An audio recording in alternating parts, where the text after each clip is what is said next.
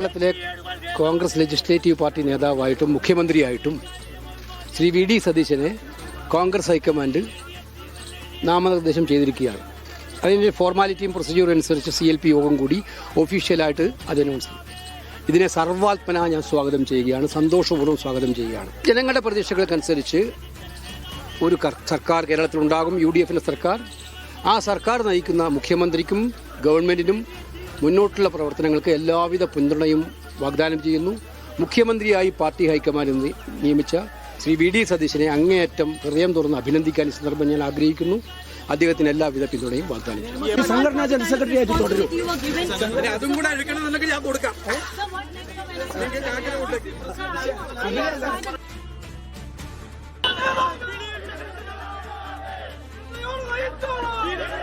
D Dhanasumod വിവരങ്ങൾ നൽകാനായി ചേരുകയാണ് ഡൽഹിയിൽ നിന്ന്.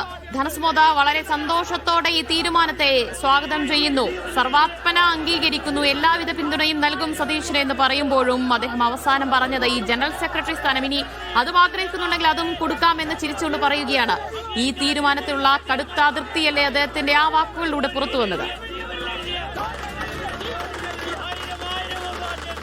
KC വേണുഗോപാലിന്റെ കടുത്ത വിഷമം തന്നെയാണ് ആ വാക്കുകളിൽ നിന്ന് പുറത്തു വന്നിരിക്കുന്നത്. കാരണം അദ്ദേഹവും ആയിട്ട് നടത്തിയ ചർച്ച 2.5 മണിക്കൂറാണ് രാഹുൽ ഗാന്ധിയും പ്രിയങ്ക ഗാന്ധിയും ഒരുമിച്ചിരുന്ന് സംസാരിച്ചിരുന്നത്.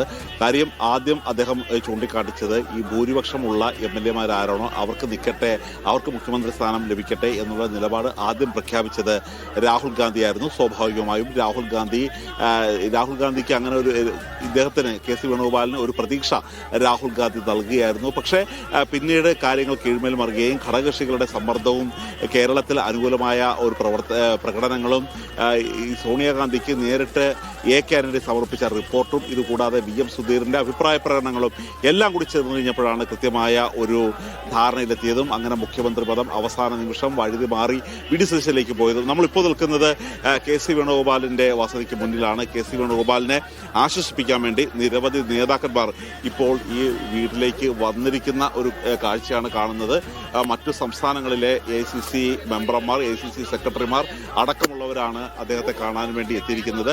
അദ്ദേഹം ഇവിടെ എത്തിയ ഉടൻ തന്നെ തിരിച്ച് രാഹുൽ ഗാന്ധിയുടെ വസതിയിലേക്ക് തന്നെ എത്താൻ പറഞ്ഞിരുന്നു. അതനുസരിച്ച് രാഹുൽ ഗാന്ധിയുടെ വസതിക്ക് മുമ്പിൽ അദ്ദേഹം അല്പനിമിഷം മുമ്പാണ് എത്തി തിരികെ പോകുന്നത്. ഇതിനുശേഷം ഇനി ഡൽഹിയിൽ തറങ്ങുന്ന കെ സുധാകരൻ ഉടൻ തന്നെ KC വേണുഗോപാലിനെ കാണാനെത്തും. അങ്ങനെ KC വേണുഗോപാലിനെ കാണാനും അദ്ദേഹത്തിനെ ആശ്വസിപ്പിക്കാനും നിരവധി നേതാക്കന്മാർ KC വേണുഗോപാലിന്റെ വസതിയിലെത്തുന്ന കാഴ്ച തന്നെയാണ് കാണുന്നത്. അദ്ദേഹം സത്യപ്രതിജ്ഞയ്ക്ക് പങ്കെടുക്കുമോ എന്ന ചോദ്യത്തിന് പിന്നെ അതല്ലാതെ മറ്റ് എന്ത് ആണ് ഇനി മുന്നിലുള്ളത് എന്നുള്ള ചിരിച്ചുകൊണ്ട് മറുപടി പറയായിരുന്നു. മാത്രമല്ല KC വേണുഗോപാൽ പറഞ്ഞതിൽ ഒരു പ്രധാനപ്പെട്ട വാചകം കൂടിയുണ്ട്. സാമൂഹ്യ മാധ്യമങ്ങൾ ഉപയോഗിച്ച് പ്രത്യേക ഇമേജ് ബിൽഡിംഗ് തനിക്ക് വ്യക്തിപരമായി നടത്താറില്ല, പാർട്ടിക്ക് വേണ്ടിയുള്ള ഒരു ഇമേജ് തന്നെയാണ് തനിക്ക് മതി എന്നുള്ള ഒരു പരോക്ഷമായ വിമർശനം കൂടി KC വേണുഗോപാലിന്റെ ഭാഗത്തുനിന്നുണ്ടായി. ശരി, എന്തായാലും അദ്ദേഹം വിഷമത്തിലാണ് എന്നതിൽ യാതൊരു സംശയമില്ല. കാരണം അത്രയധികം പ്രതീക്ഷിച്ചിരുന്നു മുഖ്യമന്ത്രി സ്ഥാനം. അതിനായുള്ള എല്ലാ നീക്കങ്ങളും ചർച്ചകളും അദ്ദേഹം നടത്തുകയും ചെയ്തിരുന്നു. ഒടുവിൽ വി ഡി സതീശന് ആ സ്ഥാനം ലഭിച്ചതിൽ അദ്ദേഹത്തിന്റെ ക്യാമ്പും അണികളും ഒക്കെ വിഷമത്തിലാണ്. പക്ഷേ എങ്കിലും എല്ലാവിധ പിന്തുണയും നൽകുമെന്ന് തന്നെയാണ് KC വേണുഗോപാലിന്റെ പ്രതികരണം. ഡി ധനസുമോദാണ് വിവരങ്ങൾ നൽകി.